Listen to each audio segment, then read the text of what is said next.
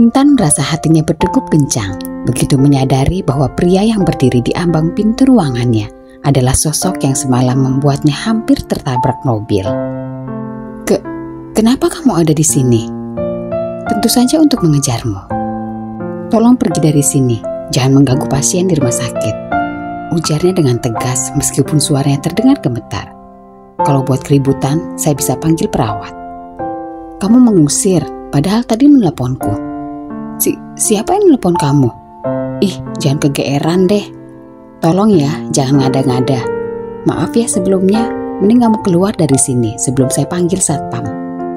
Bara tidak banyak bicara. Ia mengusap cepat layar ponselnya. Dan kemudian sedetik kemudian suara dari ponsel Intan memecah keheningan. Intan segera menengok ke arah ponselnya. Terkejut saat melihat layar ponselnya menunjukkan panggilan masuk dari telepon yang sama dengan yang baru dia hubungi sebelumnya. Intan terdiam, lalu ingatannya berangsur pulih, dan satu persatu kejadian sebelum terserempet mobil kembali terbayang di benaknya. Pria ini sempat menunjukkan identitasnya yang merupakan tim penagih dari aplikasi pinjaman online Happy Jol, dan namanya tertulis. Jadi, dia adalah orang yang sudah nolongin gue dan bayar semua biaya pengobatan dan perawatan gue di sini. Mana di ruang VIP pula, jangan-jangan ada udang di balik bakwan ini orang. Dia mau ngebungain duit yang sudah dia keluarin buat gue. Sepertinya kamu sangat ingin tahu tentangku, bukan? Mengapa kamu mencari tahu tentangku jika kamu ingin mengusirku? Intan merasa seperti dalam dilema yang sulit. Di satu sisi dia merasa terkejut dan ketakutan karena mengetahui bahwa pria yang berdiri di depannya adalah orang yang kemarin mengejarnya.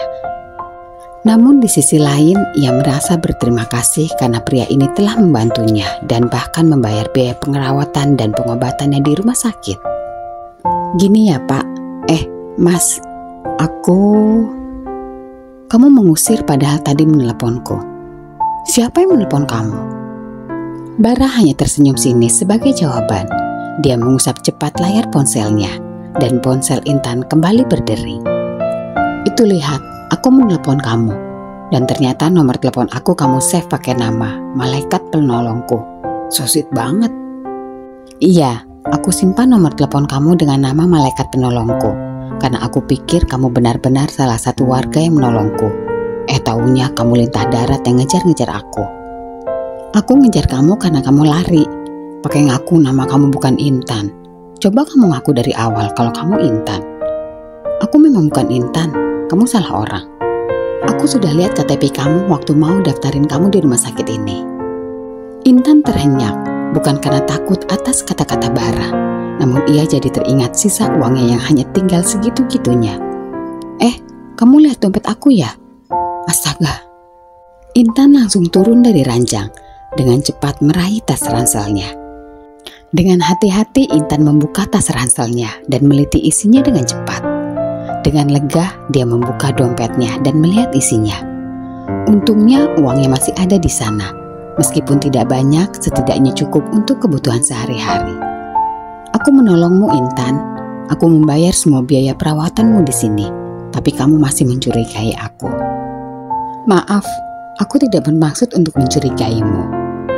Tapi kenapa kamu lari? Kenapa tidak bilang kalau kamu Intan dari awal? Aku takut. Aku tidak tahu siapa kamu dan mengapa kamu mengejarku. Aku tidak punya waktu untuk bertanya-tanya. Aku hanya ingin pergi dari situ. Aku mengerti Intan, tapi sekarang kamu tahu bukan? Aku bukanlah orang yang ingin menyakitimu. Aku hanya ingin menagih hak dan menuntut kewajiban kamu sebagai nasabah yang sudah pinjam uang.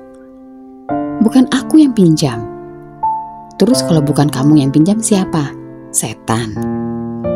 Iya bener, yang pakai uangnya memang setan. Please, jangan buat masalah ini jadi makin ribet. Aku cuma mau kamu bayar pinjaman uangnya. Minimal bayar dulu berapa gitu. Soalnya kamu sudah telat hampir selama 2 bulan.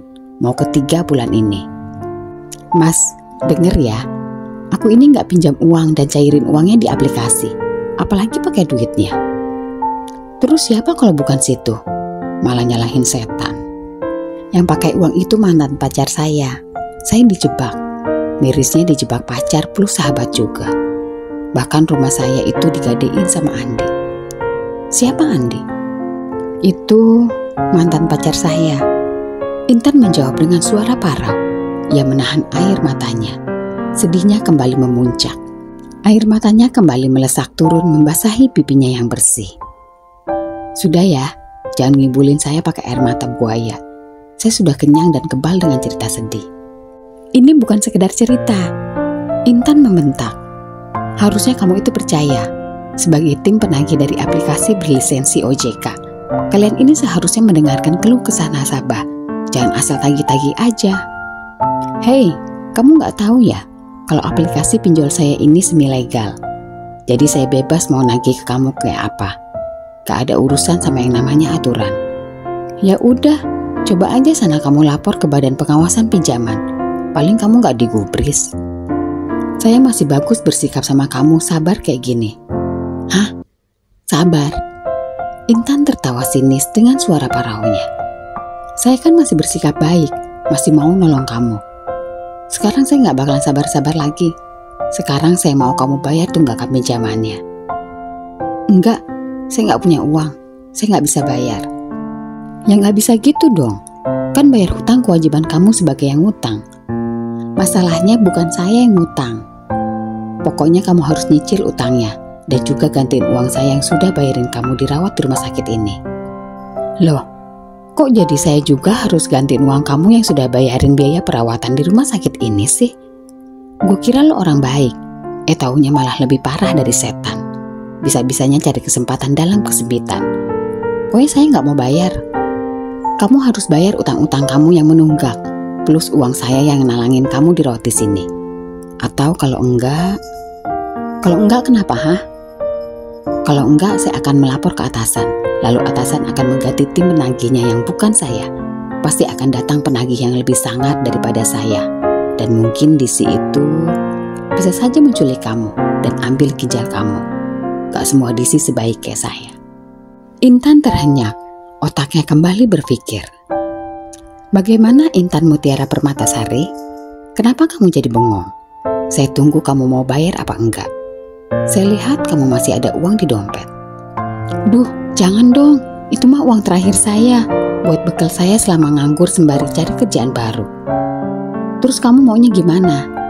Saya nggak mau tahu. Pokoknya kamu harus bayar. Minimal ada uang bayar masuk, walau cuma 5 juta. Boro-boro 5 juta. 2 juta aja nggak ada. Terus gimana? Saya lagi mikir, makanya bengong. Saya bingung mau ngomong apa lagi. Karena sumpah, saya sudah nggak punya duit lagi. Saya sudah jadi pengangguran dan gak punya tempat tinggal. Bara terdiam sebentar dan kemudian menghela nafas panjang seolah ada ide yang keluar dari kepalanya begitu saja. Ia menarik kursi yang berada tak jauh darinya, kemudian duduk tepat di sisi ranjang. Matanya menatap Intan dengan serius. Ada opsi yang bisa kamu pilih. Dahi Intan mengerut dengan kedua pasang alis indahnya bertaut. Opsi apa? Berhubung kamu sudah gak punya tempat tinggal lagi, kamu bisa tinggal di rumah saya. Saya punya opsi pilihan yang pasti akan menguntungin kita berdua. Apa? Enggak, kamu ngajakin saya kumpul kebo begitu. Edan kamu. Hei, dengerin dulu. Saya belum selesai ngomong. Main nyolot aja. Lanjutin, lu mau bilang apa? Tapi jangan pernah berpikir kalau gue bakalan mau kumpul kebo sama lu.